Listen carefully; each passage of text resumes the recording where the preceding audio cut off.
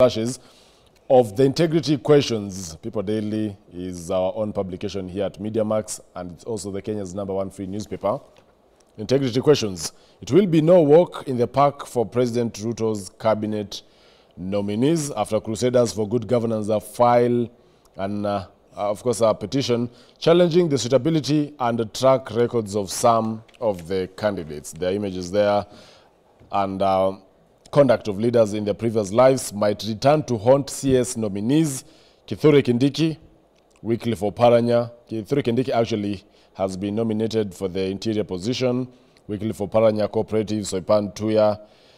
Defense, Hassan Joho, Mining, Alice Wahome, Eden Duale, Kipchumba Murkomen, and Rebecca Miano. That is on page 4 of the People Daily. No walk in the park as CS nominees are vetted.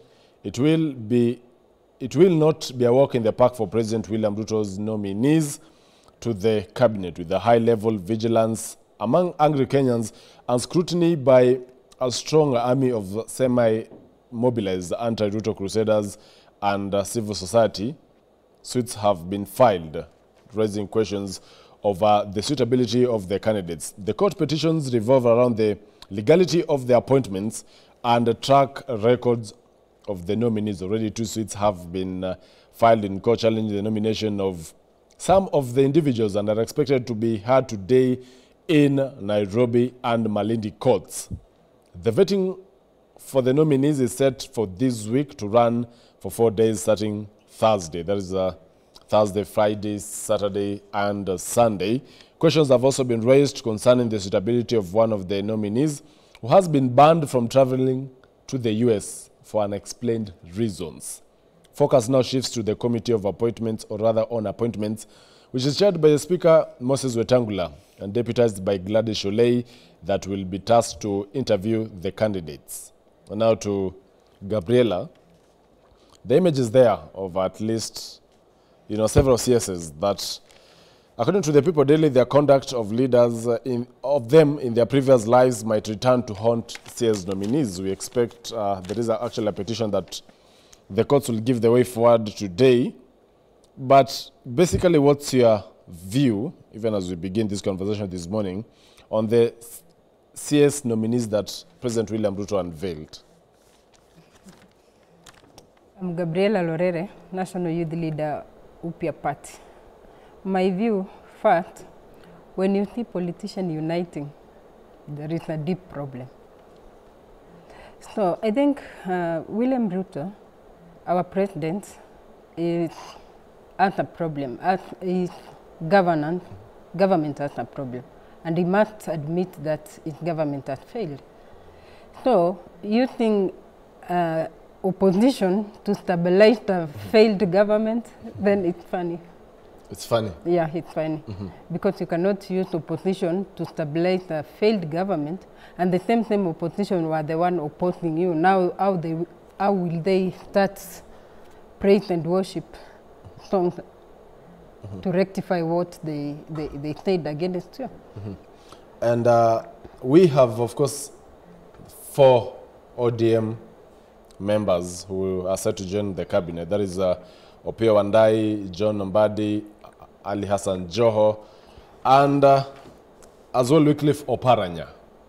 And according to President William Ruto, this is not a coalition, it's actually a broad-based government.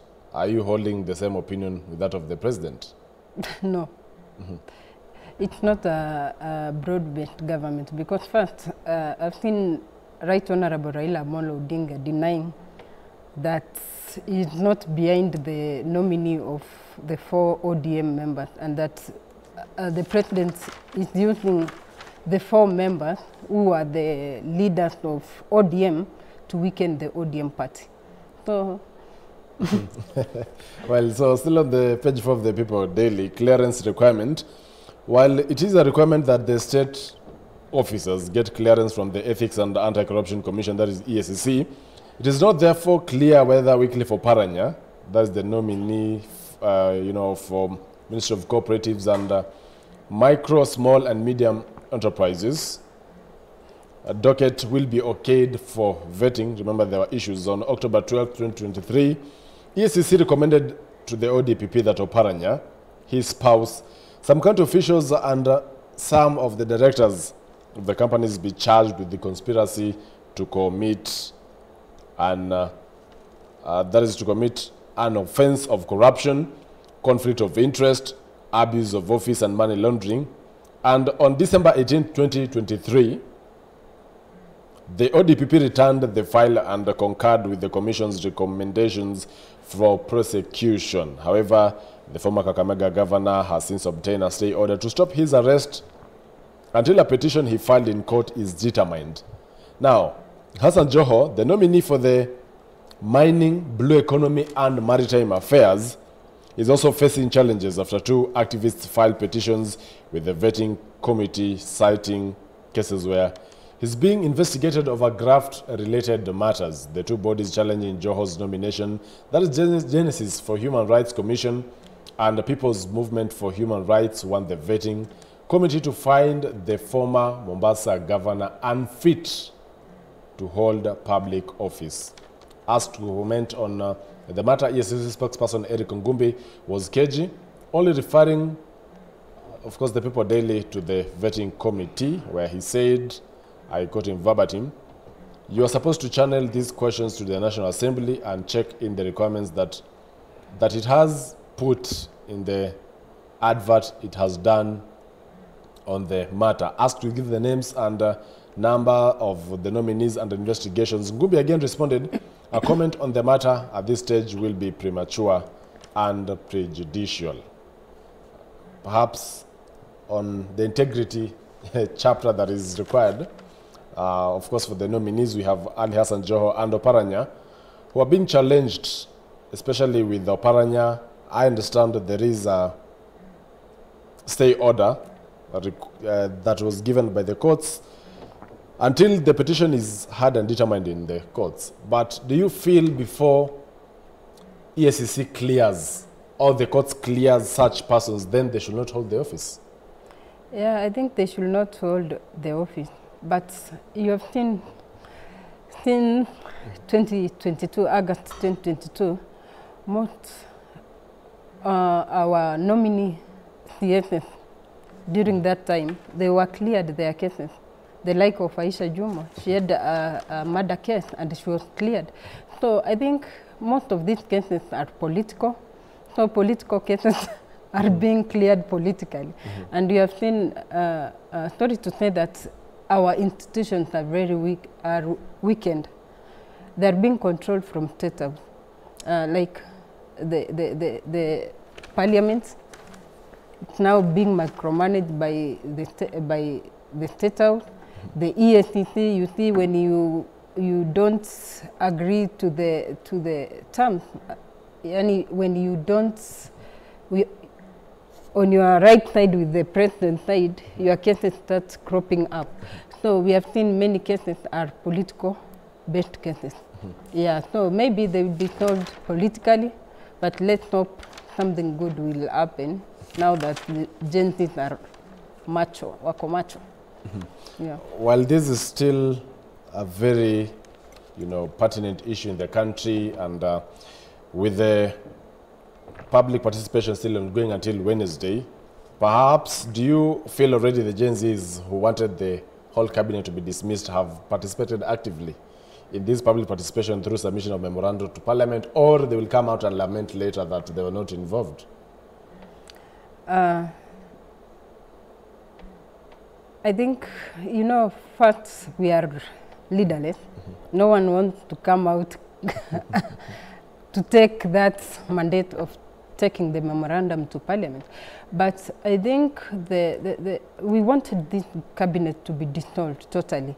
But the way President brought again the same nominees who were there, it means nothing big. We're expecting nothing big.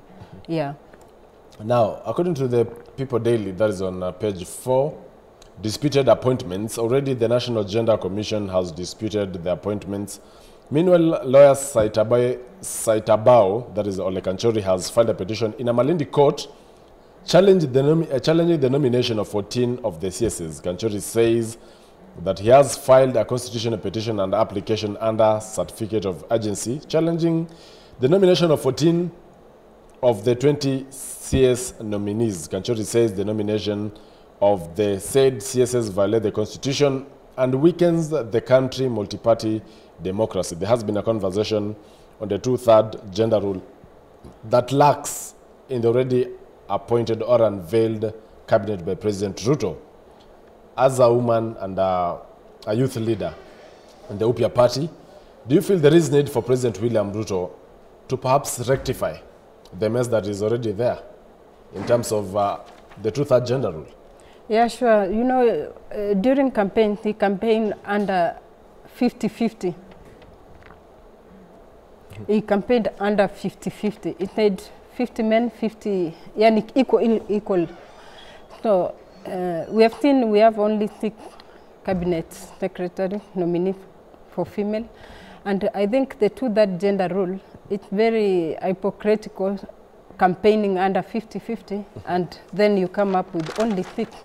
So I think the president can do better than that. We have remained with 2, the attorney and the CS nominee for Athal.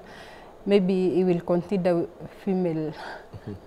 But I think the 2/3 gender role, we really need to consider that. There was a conversation whether Martha Karua should be given that position, however, she has already declined. Martha Karua is already annoyed. I call her annoyed because of Azimio, the ODM going back to bed with the government. Well, and ODM legislators, the sued nominees are legislators from the ODM and other former CSs from the recently dissolved cabinet. The 14 are Ugenya MP Wandai, who is the nominee for the Ministry of Energy and Petroleum, John Mbadi, Treasury, Joho Mining, and Oparanya for, of course, cooperatives. Kithure Kindiki, Interior, Alice Wahome, Lands. Others include Soipan Tuya, Duale, Ministry of Environment, Chirchir, Roads, Trade, Industry, that is Salim Mvuria, for also in the Investment Ministry.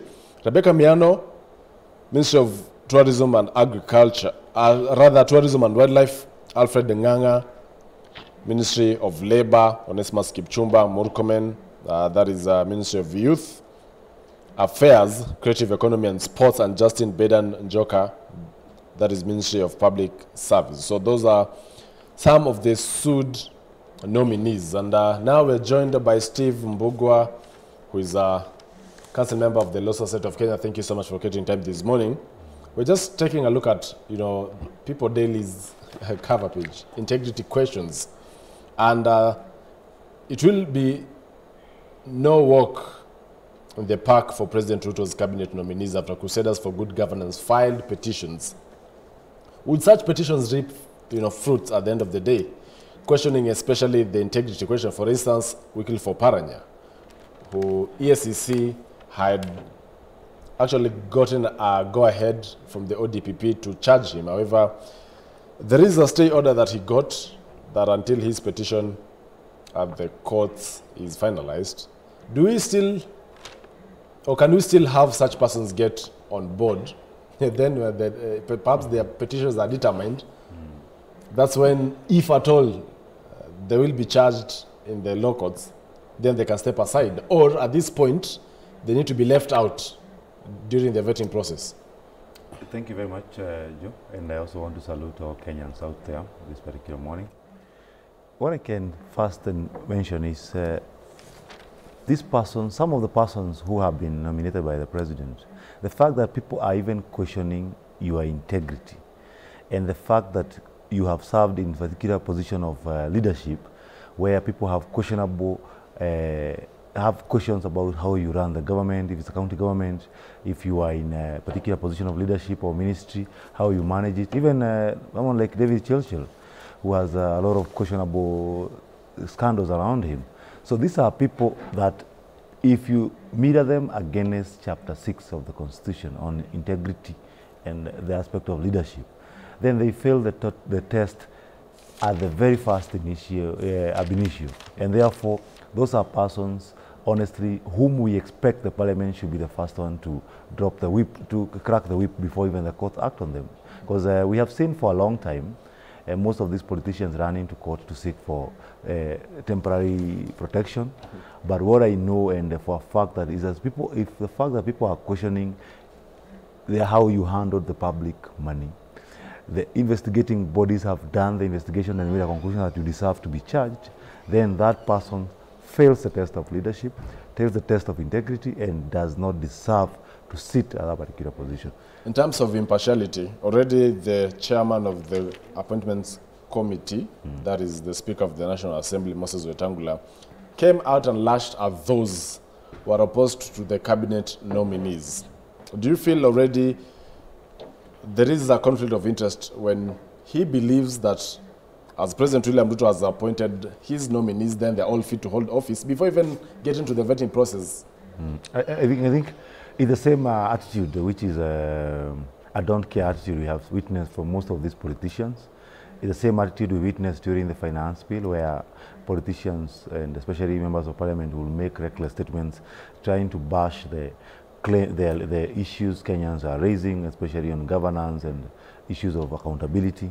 So when we see the Speaker, who is the chair of the Select Committee, proceeds to make such kind of utterances, and we expect him to be impartial and to listen and receive memoranda from members of the public, institutions, organizations, who are challenging the suitability of this candidate.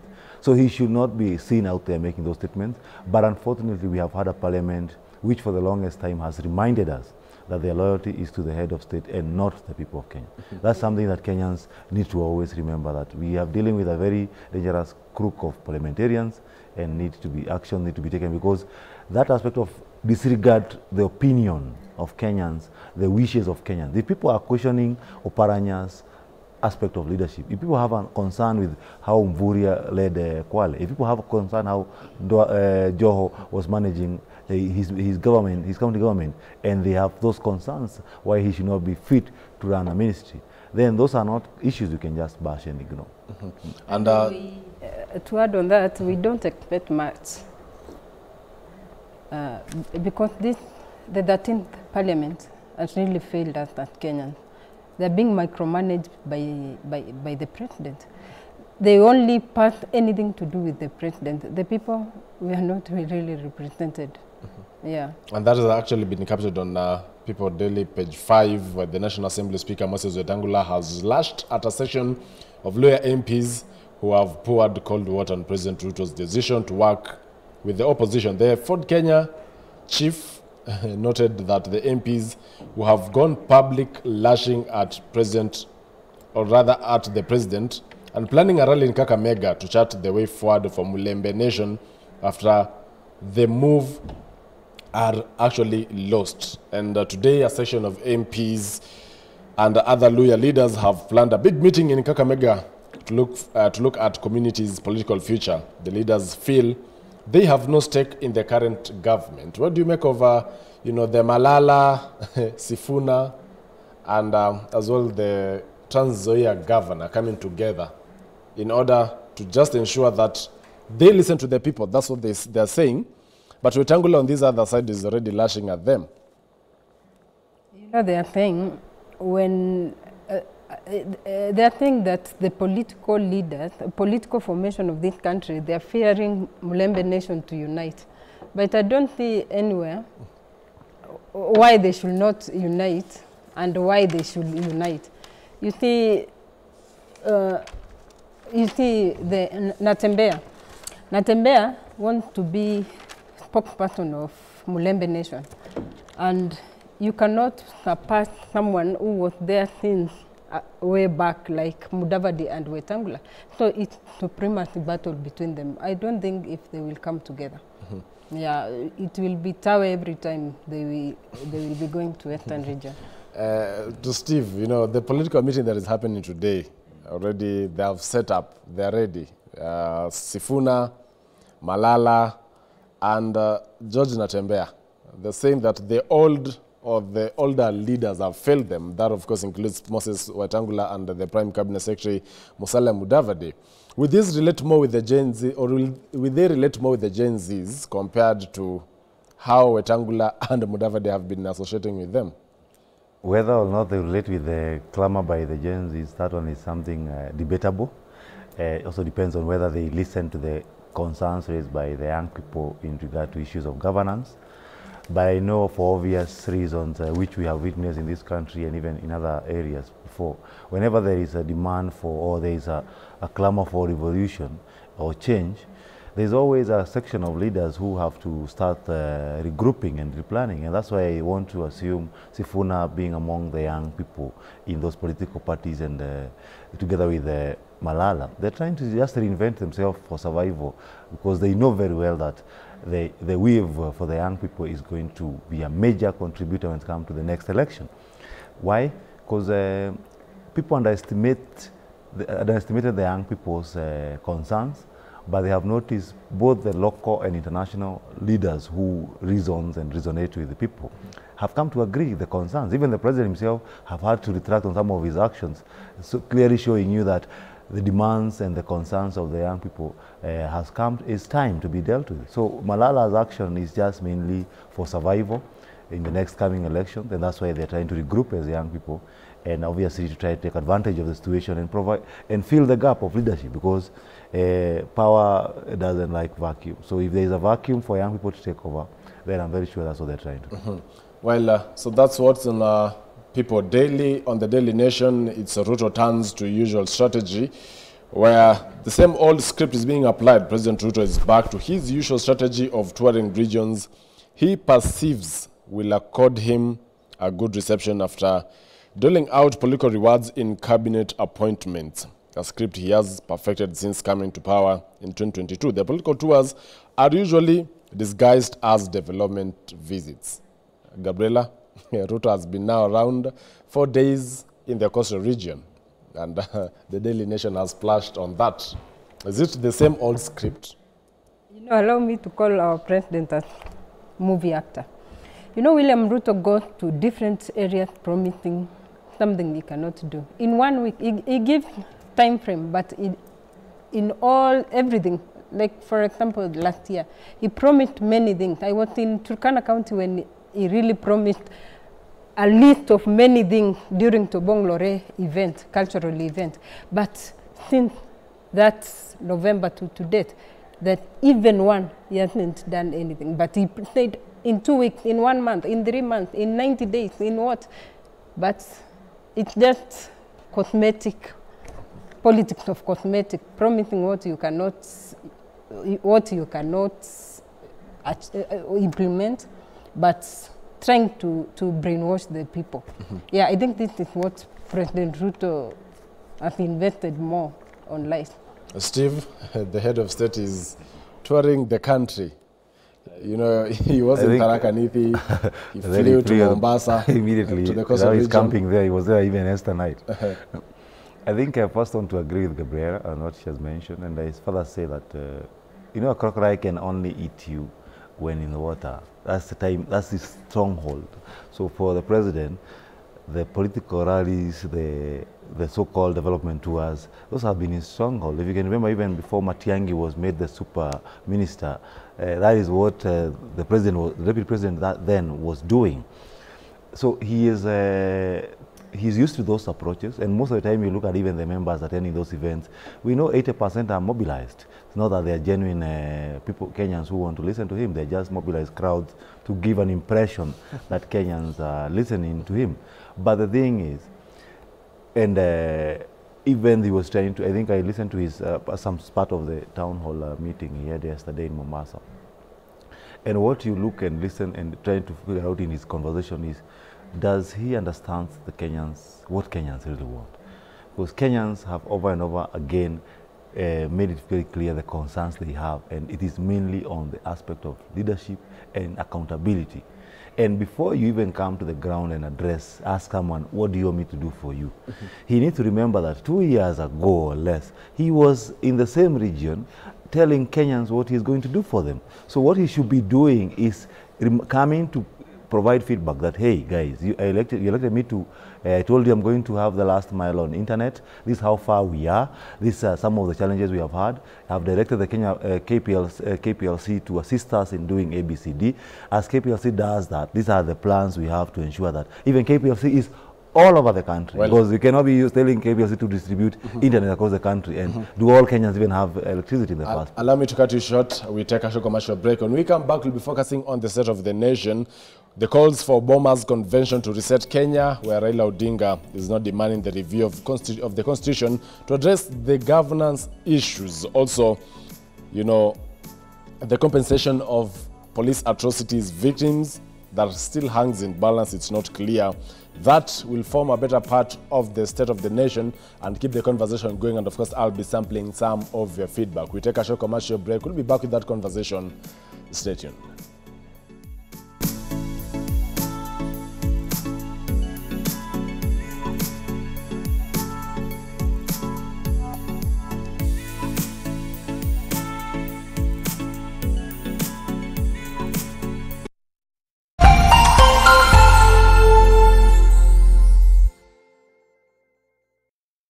Are you a church and seeking to reach an even bigger congregation? K24 TV and Kameme TV